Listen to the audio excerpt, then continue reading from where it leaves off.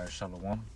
First and foremost, we want to start off by giving all praises, honor, and glory to Yahweh, Ba'ashem, Yahushai, Ba'ashem, Kakodash. double honors to the apostles and the elders of the great millstone and towers of truth. Shalom also to the Akim pushing this word in sincerity and in truth, and to the speckled bird across the four corners of the world, and to the few sisters who are listening. To you we say Shalom. Lord willing, this will be an edifying lesson. Where the brothers from the GMS Chicago camp, I'm with Brother Kadashi. Brother Kodar. With Brother Diane.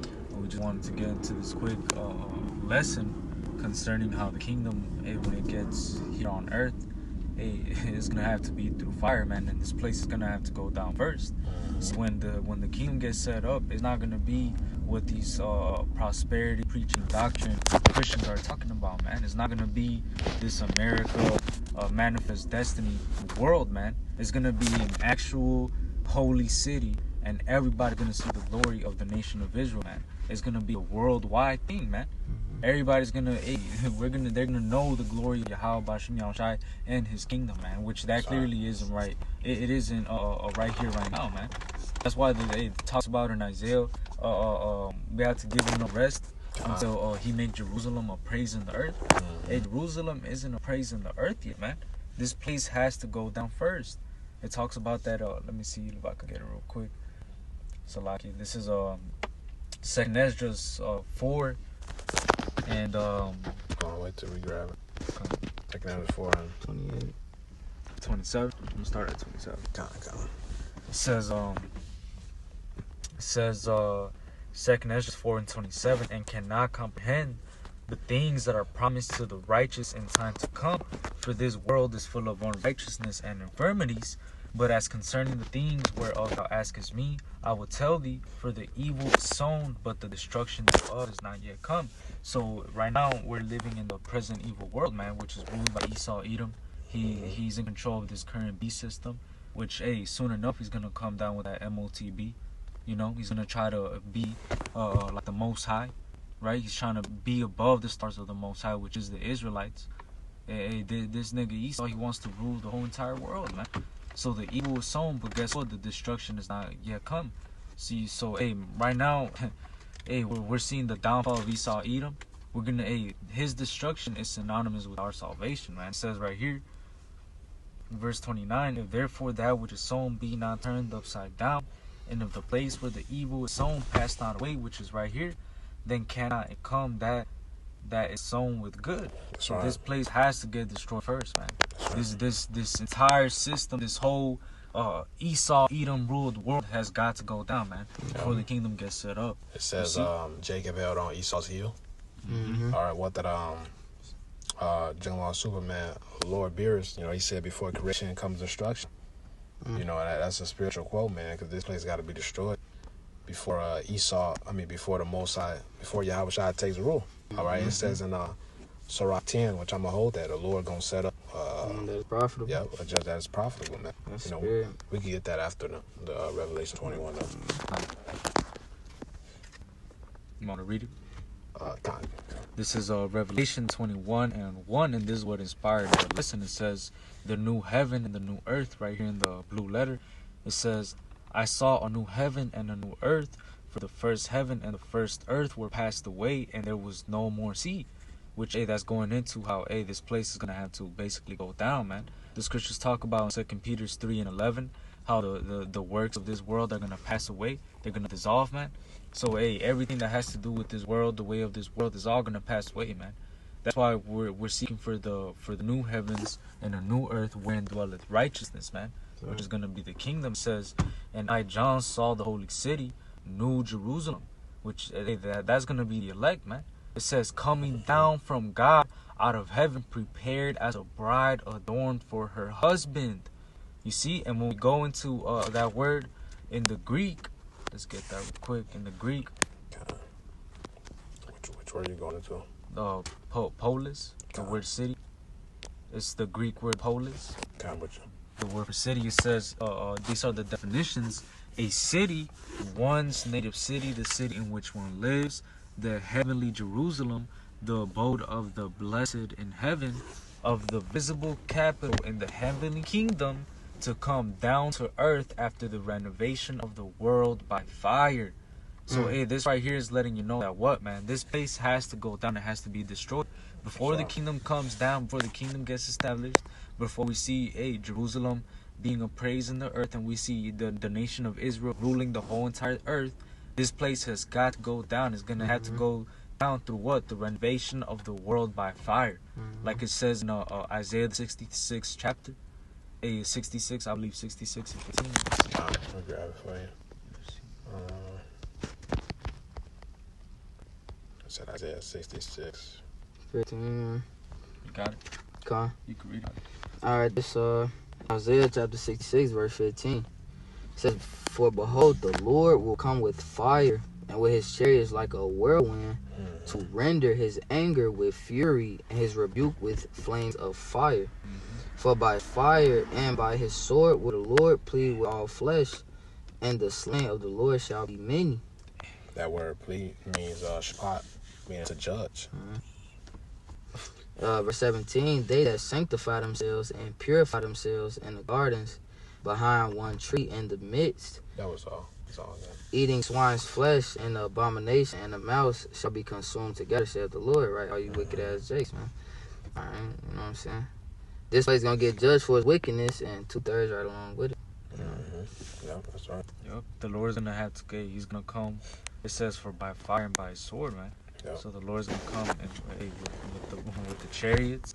He's going to come down with that fire, man. Hey, the brother, the elder, GMS South Carolina, he was going into Elder Manat Zagba. He was going into how at that Drake concert there was a whole chariot.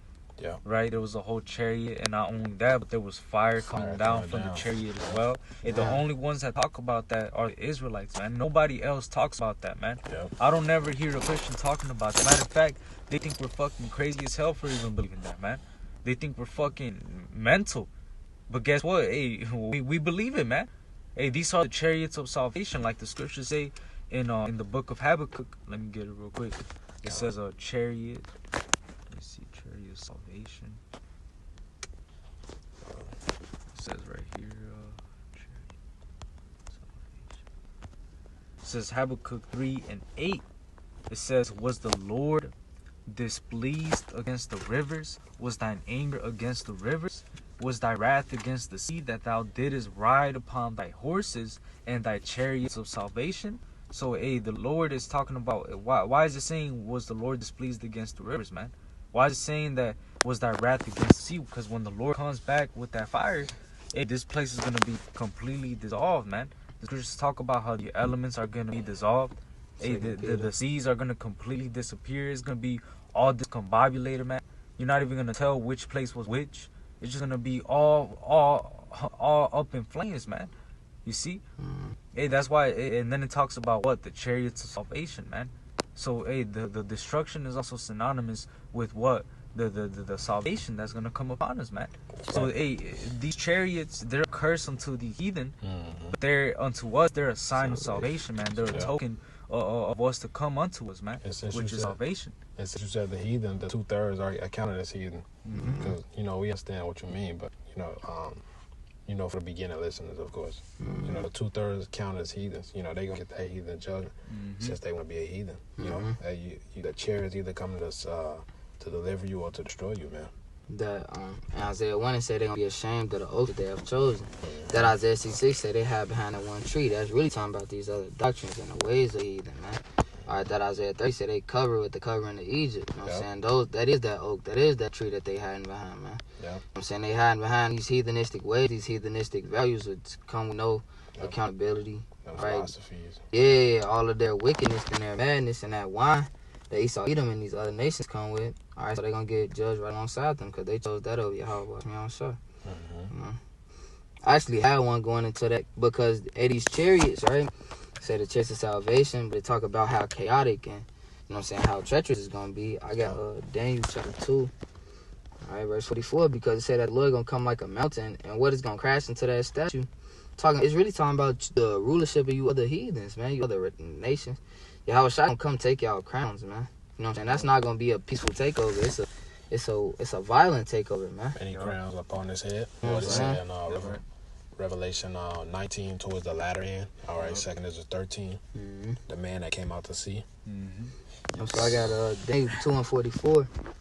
It says, "And in the days of these kings shall the power of heaven set up a kingdom which shall never be destroyed, and the kingdom shall not be left to other people, but it shall break in pieces and consume all these kingdoms, and it shall stand forever."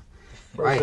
Master Yahushua, man, come take over and take y'all crowns, man. It's going to be a chaotic, hostile takeover, man. It's going to be very violent, very chaotic. He coming with fire. The Habakkuk talk about the chariots. So what? What's that? Verse 45. "For as much as thou sawest that the stone was cut out of the mountain with thy hands." Right, and that's talking about a chariot. You liken it up to a mountain. You know what I'm saying? It says, "And that it break in pieces the iron, the brass, the clay, the silver, and the gold," which is those different kingdoms throughout history, man. You know what I'm saying? "Say the great power have made known to the king what shall come to pass hereafter, and the dream is certain, and the interpretation thereof through."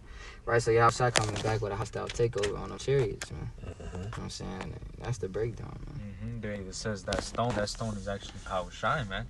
Yahushua is that stone. He's gonna come to basically take down this whole entire system down, man.